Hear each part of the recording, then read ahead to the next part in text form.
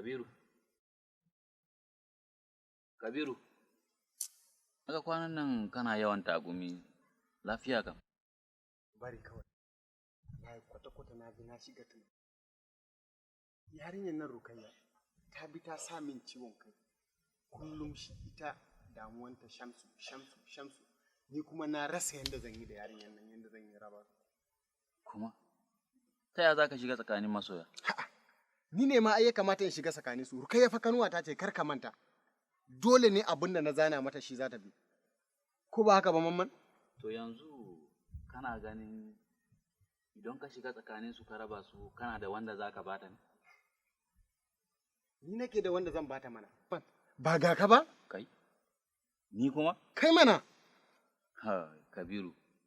Anya maganan nan ka yi tunani kafin ka faɗe shi kuwa? Ni ne ma na yi tunani. Mamman ka tuna duk garin nan. Kai ne abokina, kai ne wanda zan gaya wa magana ya share min kukana. Ko ba haka ba? Kawai ni abun da nake so ka taimaka mini, ka je ka nemi Rukayya. Kana ji, mamman? Ba wannan ba. Ya guri. Amma ka tuna da cewa fa, Rukayya fa ƙanwarka ce, kuma ni abokinka ne. Kai kuma ka ga yaran Rukayya ne kai. Ka manta yadda Umarku take ganina da mutunci? A'a. To ai mamman daidai kenan.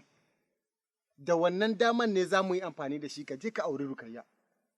Ko ba haka ba? Kai tunani mai kyau mana. Ni fa ka sani a gidanmu sai abun da na zana ni ne kaɗai namiji. Duk abun da na zana ba mai sallakewa. Dalili shine ummanmu tana ganin ka da mutunci.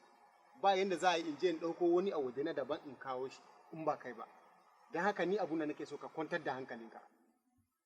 To ban ita taka ba amma dan Allah ka yaƙuri ka dan ban lokaci zan yi tunani akai. Haba mamman me abun tunani a ciki?